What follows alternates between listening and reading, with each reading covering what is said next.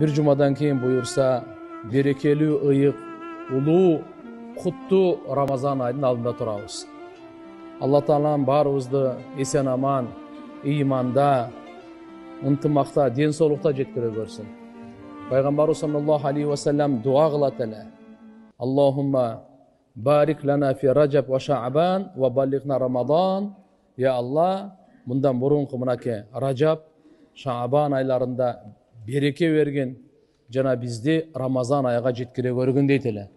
Канча деген адамдар бар, эртеге Рамазан дегенде дүниеден кете берет. Алла Тааламдын иши бул. Biz bilbeybiz, bizge karangı, bирок Алла Тааладан үмүт кылабыз. Алла Таалам биздин тагдырыбызда буйурсун, насип кылсын деп. Да бир риваятта пайгамбар саллаллаху алейхи ва саллям дуа кылган эле: Аллахумма саллимна ли Рамадан ва саллим Рамадан лана ва саллимху лана мутакаббала. Мындайча айтканда, я Алла, ошо бизди Рамазан айга саламаттыкта жеткирген. Мейли, Рамазан айга жеттик саламаттыкта.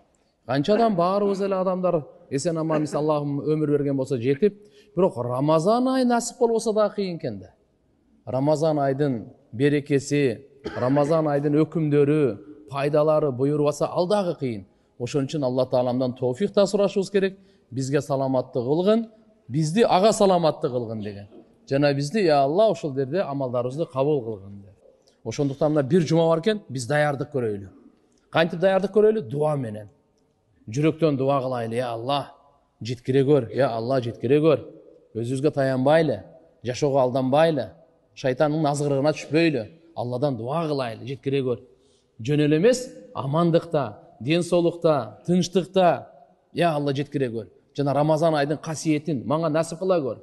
Касиеттүү айдын береке нурларынан кургалбай, азыртан даярданайлы, соода сатык майда чүйдө алып жей турган кийим кечелерин азыр эле алып кой. Рамазан айда биз базарлар